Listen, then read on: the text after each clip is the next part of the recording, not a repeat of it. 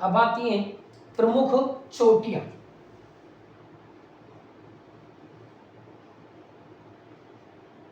प्रमुख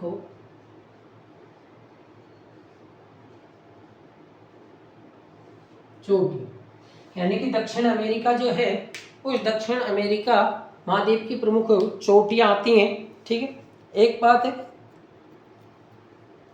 विश्व की सबसे लंबी जो पर्वतमाला है, विश्व की सबसे लंबी जो पर्वतमाला है एंडीज पर्वतमाला है। ठीक है, विश्व की सबसे लंबी पर्वतमाला एंडीज पर्वतमाला है। वो एंडीज पर्वतमाला जो है वो भी कहाँ आती है, दक्षिण अमेरिका जो है, उस दक्षिण अमेरिका के पश्चिमी भाग में स्थित है, जो कि लगभग 7200 किलोमीटर लंबी है। ठीक, इस बात का आप लिख सकते हो, चाहे विश्व की सबसे लंबी पर्वतमाला, तो विश्व की सबसे लंबी पर्वतमाला एंडीज पर्वतमाला, जो कि दक्षिण अमेरिका के पश्चिम भाग में स्थित है। दक्षिण अमेरिका के पश्चिम भाग में स्थित है, जिसकी लंबाई अगर देखी जाए तो 7200 किलोमीटर के आसपास।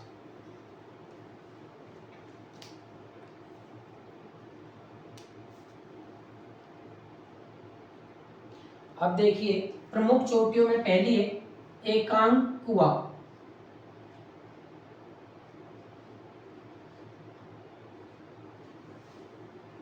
एकांक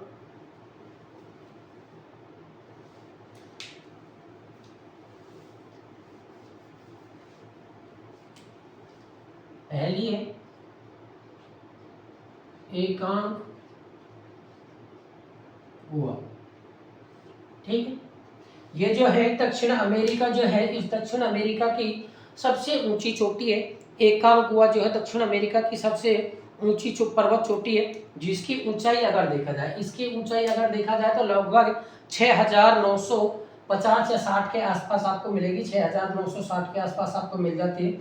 एकांकुआ जो है ये दक्षिण अमेरिका जो है, उस दक्षिण अमेरिका की सबसे ऊंची पर्वत चोटी है। विश्व की सबसे मृत ज्वालामुखी चोटी, इसको एकांकुआ को विश्व की सबसे मृत ज्वालामुखी चोटी कहा जाता है। मृत ज्वालामुखी का मतलब है कि इस ज्वालामुखी, ये जो चोटियों का निर्माण हुआ, एकांकुआ जो चोटी का निर्माण हुआ था वो पर्वतमाला के निकलने से हुआ था। इसमें ऐसा है कि अब कभी भी दोबारा उद्गार, पर्वतमाला में ज्वालामुखी उद्गार होने की संभावना नहीं है। देखो ज्वालामुखी आएगा लेसन आगे, तो ज्वालामुखी पढ़ाएंगे। ज्वालामुखी भी 3 प्रकार के होंगे, एक सक्रिय, एक सशक्त और एक मृत। तो ये मृत है। मृत का मतलब है कि जिसमें भविष्य में कभी कोई उद्गार होने की संभावनाएं नहीं है, कि भविष्य में कभी यहाँ ज्वालामुखी नहीं आ सकते। तो लिखिए दक्षिण अमेरिका की सबसे ऊंची पर्वत चोटी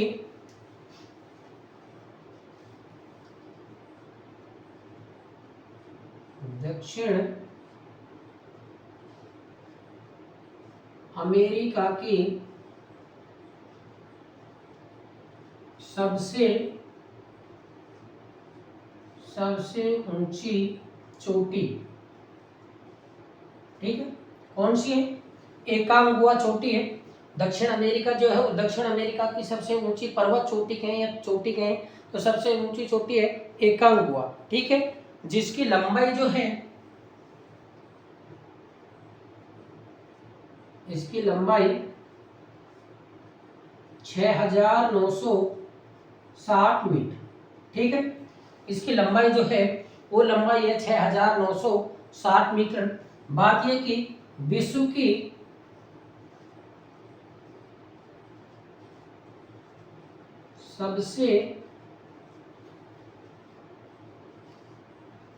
सबसे ऊंची मृत ज्वालामुखी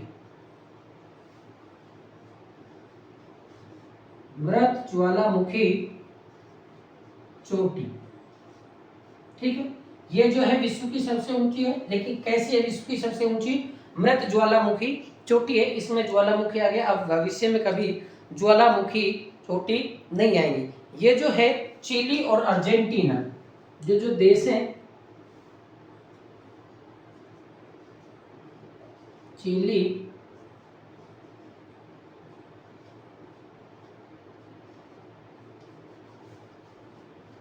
और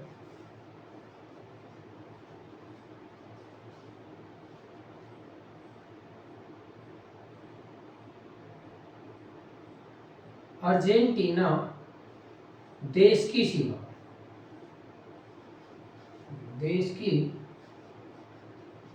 सीमा। ठीक है, ये जो है एकांगुआ जो दक्षिण अमेरिका की सबसे ऊंची चोटी है, जिसकी ऊंचाई लगभग 6960 मीटर है। विश्व की सबसे ऊंची मृत ज्वालामुखी चोटी है। ये चिली और अर्जेंटीना जो है उन दोनों देशों की सीमा पर क्या है, स्थित है। वो दोनों देश जो है उन दोनों देशों की सीमा पर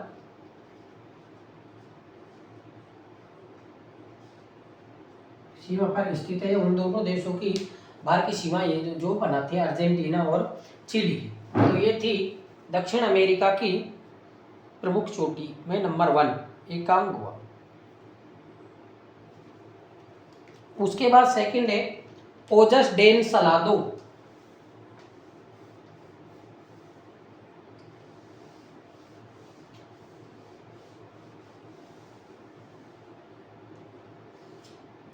उतार लो जल्दी। ठीक,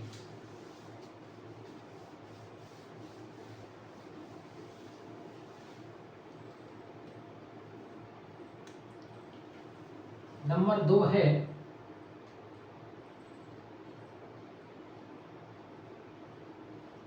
ओजस डेन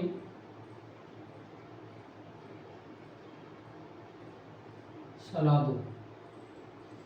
ठीक, दक्षिण अमेरिका की दूसरी चोटी है ओजस डेन सलादो, जो कि चिली और वो ये अर्जेंटीना जो है उस देश की सीमा पर स्थित है। ये जो है स्थित की बात करें तो चिली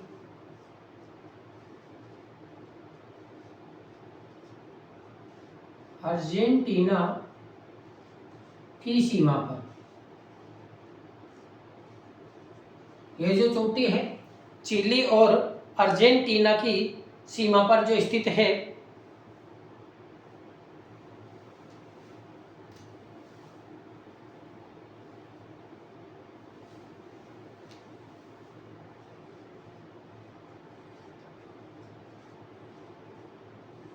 ठीक, चिली और अर्जेंटीना की सीमा पर स्थित है। इसकी अगर ऊंचाई देखी जाए,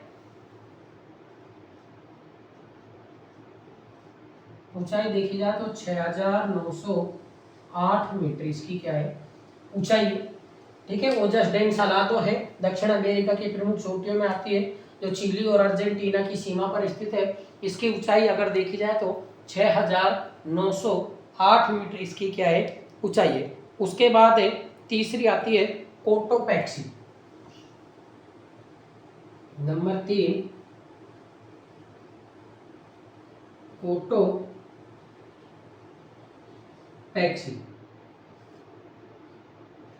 कोटोपैक्सी चोटी है। ये जो कोटोपैक्सी चोटी है ये इक्वाडोर जो देश है, कोटोपैक्सी जो चोटी है ये इक्वाडोर देश जो है उस इक्वाडोर देश में स्थित है, जिसकी ऊंचाई लगभग 5897 किलोमीटर के लगभग है। सॉरी 5897 मीटर, किलोमीटर नहीं सॉरी, मीटर ऊंची है। और ये जो है विश्व की सबसे सक्रिय ज्वालामुखियों में ये जो आती है कोटोपैक्सी, विश्व का सबसे सक्रिय ज्वालामुखी माना जाता है कि कोटोपैक्सी जो चोटी है इसमें कभी भी हर दम जब चाहे जब उद्गार होते रहते हैं। सक्रिय का मतलब है लगातार, निरंतर। निरंतर ऐसा नहीं है कि रोज ही उद्गार होंगे, आज हो गया कल हो गया, पर ऐसा है कि उद्गार इसमें निरंतर होते रहते हैं। ऐसा नहीं है कि ये बंद होगी फिर साल 2 साल बाद उद्गार होंगे, इसमें निरंतर उद्गार चलते रहते हैं, महीने 6 महीने 2 महीने 4 महीने। तो लिखिए स्थित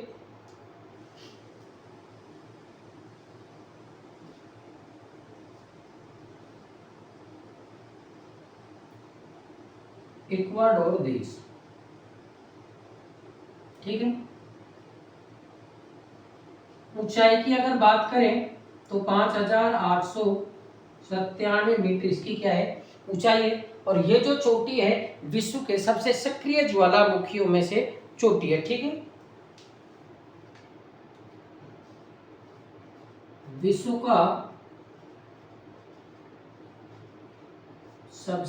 की सबसे ऊंची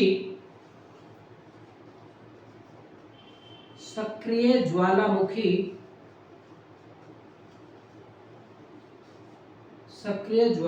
चोटी। ठीक है, ये विश्व की सबसे, एकांगुआ जो आपने पढ़ा था वो सबसे मृत ऊंची चोटी थी। एकांगुआ में कभी ज्वालामुखी आने की संभावना नहीं है। लेकिन कोटोपैक्सी जो है, कोटोपैक्सी ऐसी है जिसमें सबसे अधिक सक्रिय ज्वालामुखी आने की संभावना रहती है। स्थित जो है कोटोपैक्सी में इक्वाडोर देश जो है उसमें स्थित है। ऊंचाई इसकी देखी जाए तो 5,797 मीटर इसकी ऊंचाई है। ये दक्षिण अमेरिका जो है उस दक्षिण अमेरिका की प्रमुख चोटियां थी। इसके बाद हम पढ़ेंगे दक्षिण अमेरिका की प्रमुख वनस्पति।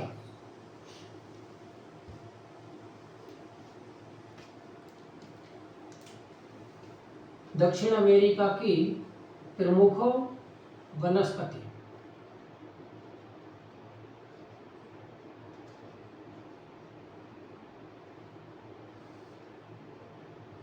दक्षिण अमेरिका जो है उस दक्षिण अमेरिका देश की प्रमुख वनस्पति क्या क्या है, वनस्पतियों में कौन कौन सी वनस्पति आती हैं, उनकी क्या क्या विशेषता पाई जाती है, वनस्पति जो उसमें पेड़ पौधे कैसे पाए जाते हैं, उन पेड़ पौधों की विशेषता क्या है, कोई लंबा पेड़ पौधा है या छोटा पेड़ पौधा है, पतझड़ है या फिर बारहमासी जो रहता है, हरा पौधा जो रहता है वो पौधा है। तो इसमें पहला जो है वो है सेल्वा या सेल्वाज वनस्पति।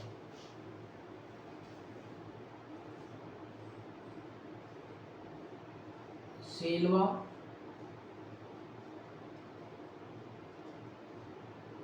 ऑब्लिक सेल्वाज वनस्पति।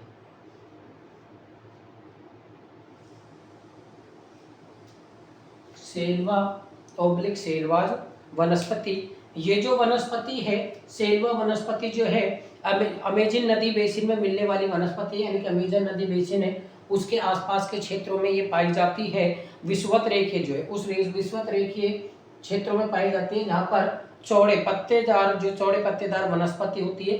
ठीक है, वो वनस्पति क्या कहलाएगी, सेल्वाज वनस्पति, यानी कि विषुवतीय क्षेत्रों के आसपास पाई जाने वाली चौड़े पत्ती या विषुवत रेखीय क्षेत्रों में पाई जाने वाली चौड़े पत्तेदार जो वनस्पति होती है वो क्या कहलाएगी, आपकी सेल्वाज वनस्पति कहलाती है। इसका विस्तार जो है, ये फैली हुई जो है वो अत्यधिक कहाँ है, ब्राजील में। ठीक है, इसका विस्तार जो है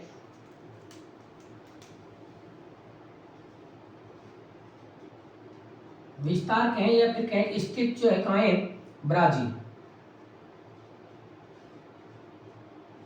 ब्राजील देश। और ब्राजील देश में ये जो सेल्वाज वनस्पति है ये फैली हुई वनस्पति है। मैंने पहले कहा था अमेजन नदी बेसिन में विषुवत रेखीय क्षेत्रों में, अमेजन नदी बेसिन है वहाँ विषुवत रेखीय जो क्षेत्र है उन विषुवत रेखीय क्षेत्रों में चौड़े पत्तेदार जो वनस्पति पाई जाती है वो वनस्पति आपकी क्या कहलाएगी, सेल्वा या सेल्वाज वनस्पति कहलाती है। इसका विस्तार या फैली जहाँ पर ये फैली हुई है कौन से देश में, ब्राजील देश में यह स्थित जो है।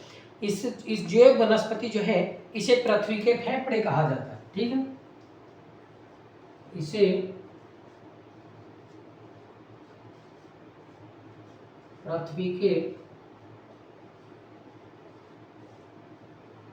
फेफड़े कहा जाता है।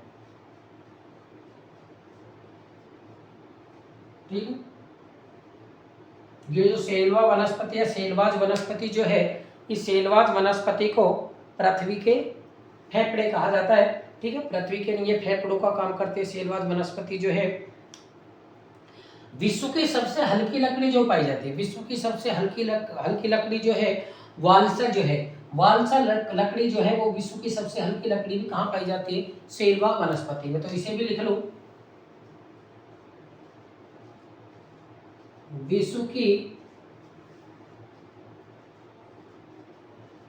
सबसे हल्की लकड़ी वाल्वा जो है, विश्व की सबसे हल्की लकड़ी जो है वालसा,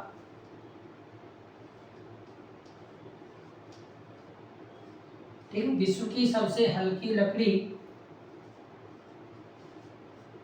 इसी के मध्य पाई जाती,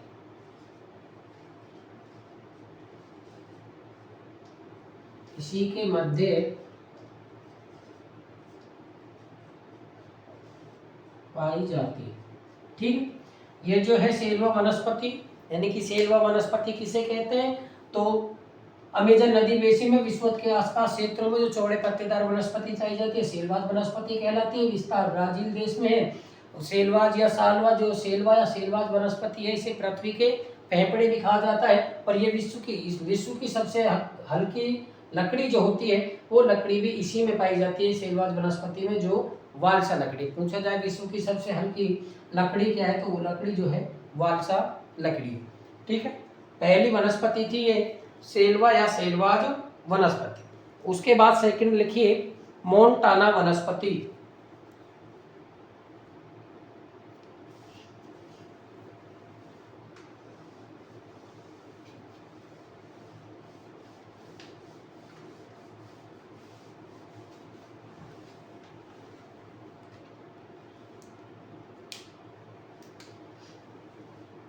नंबर 2 है मोंटाना वनस्पति। ठीक, पहली सेल्वा या सेलवाज वनस्पति थी, दूसरी मोंटाना वनस्पति है। ये मोंटाना वनस्पति जो है इक्वाडोर देश जो है उस इक्वाडोर देश में स्थित है। एंडीज पर्वत के पूर्व ढाल में मिलने वाली वनस्पति इक्वाडोर में मोंटाना के नाम से, यानी कि ये वनस्पति जो है ये वनस्पति स्थित आपके कहाँ पाई जाएगी, इक्वाडोर देश में पाई जाएगी।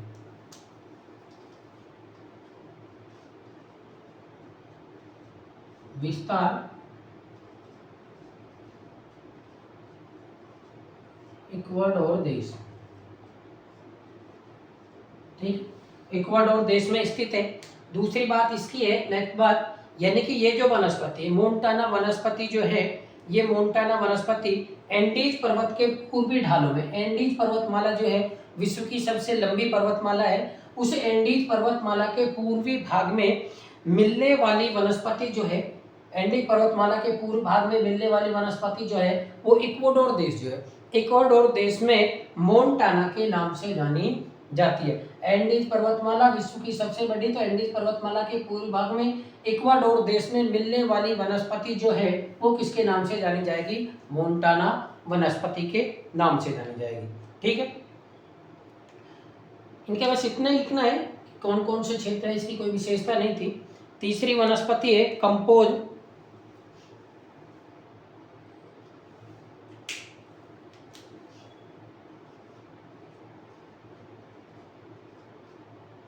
कंपोज वनस्पति।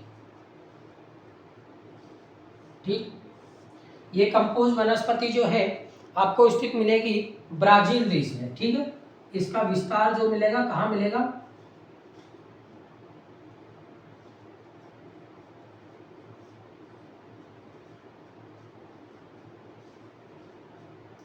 ब्राजील। ठीक, इसका विस्तार जो है कंपोज वनस्पति का विस्तार आपको मिलेगा ब्राजील में, और यहाँ पर उष्ण कटिबंधीय घास के मैदान पाए जाते हैं। उष्ण कटिबंधीय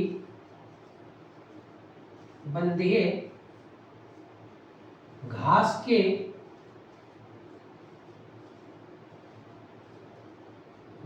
के मैदान पाए जाते हैं।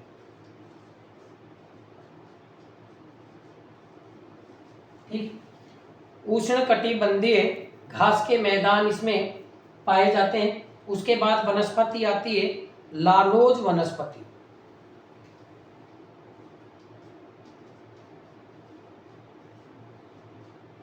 लानोज वनस्पति।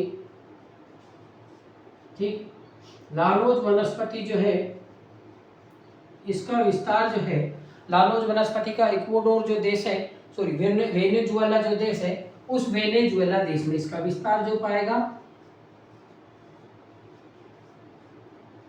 वेनेजुएला देश। ठीक है, और इस वनस्पति में भी उष्ण कटिबंधीय घास के मैदान पाए जाते हैं। ठीक है, ये वनस्पति जो है कंपोज वनस्पति, इसका विस्तार जो है ब्राजील में विस्तार है। ये उष्ण कटिबंधीय घास के मैदान पाए जाते हैं। इसमें लानोज वनस्पति जो है वो वेनेजुएला देश में पाई जाती है। उस लानोज वनस्पति में भी उष्ण कटिबंधीय घास के मैदान जो है वो पाए जाते हैं। ठीक है, ये आपकी 4 वनस्पति है। उसके बाद नेक्स्ट वनस्पति है पंपास वनस्पति।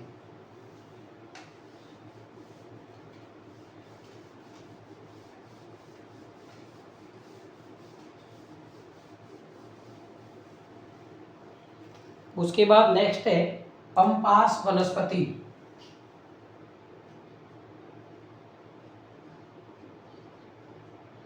पंपास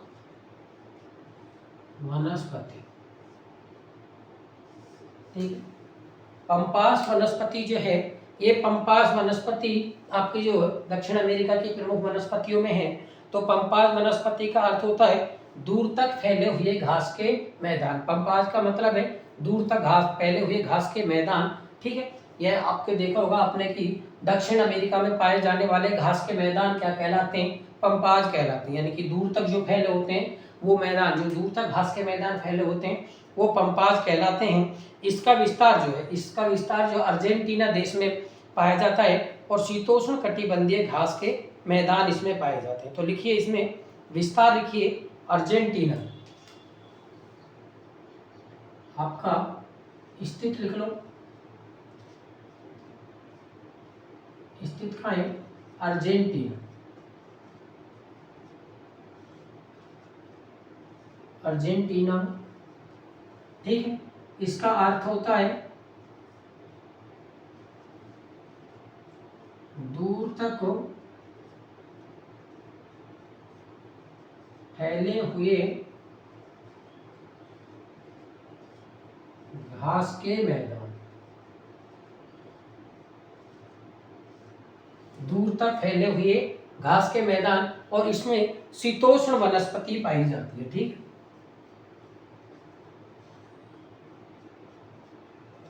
शीतोष्ण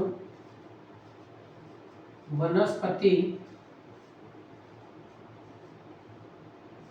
पाई जाती है या मिलती है, एक ही बात है। शीतोष्ण वनस्पति जो है वो पाई जाती है। जो पंपास वनस्पति है, पंपास का मतलब है दूर तक फैले हुए, दूर तक फैले हुए घास के मैदान, दूर तक फैले हुए घास के मैदान पंपास कहलाते हैं। स्थित अर्जेंटीना देश में स्थित है और इस पंपास वनस्पति में शीतोष्ण वनस्पति जो है वो पाई जाती है। यानी कि शीत वनस्पति में जो पौधे पाए जाते हैं वो अधिक पाए जाते हैं। उसके बाद है ग्रीन चाको वनस्पति।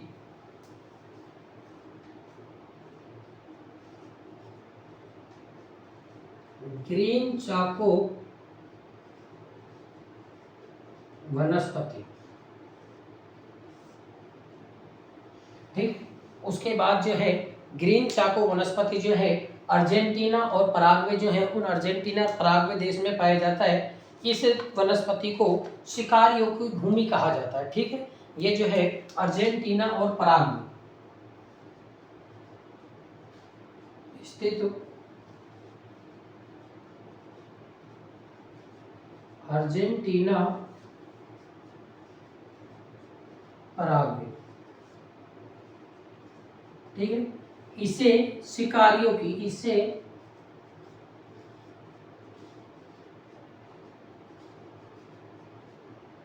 शिकारियों की भूमि कहा जाता है, ठीक है। इस वनस्पति को शिकारियों की भूमि के नाम से जाना जाता है या शिकारियों की भूमि से कहा जाता है, ठीक है। शिकारियों की भूमि के नाम से इसे जाना जाता है या शिकारियों की भूमि कहा जाता है ग्रीन चाको वनस्पति को। जो ये मुख्य विशेषता ये कि अर्जेंटीना और पराग्वे में फैली है। लेकिन ग्रीन चाको पूछा जाए कि कौन सी वनस्पति है जिसे शिकारियों की भूमि के नाम से जाना जाता है, तो वो है ग्रीन चाको वनस्पति। ग्रीन चाको वनस्पति जो है, इस वनस्पति को शिकारियों की भूमि के नाम से जाना जाता है। तो ये दक्षिण अमेरिका जो था, उस दक्षिण अमेरिका की प्रमुख वनस्पतियां थी। इसके बाद नेक्स्ट टॉपिक आएगा नदियां, दक्षिण अमेरिका की प्रमुख नदियां।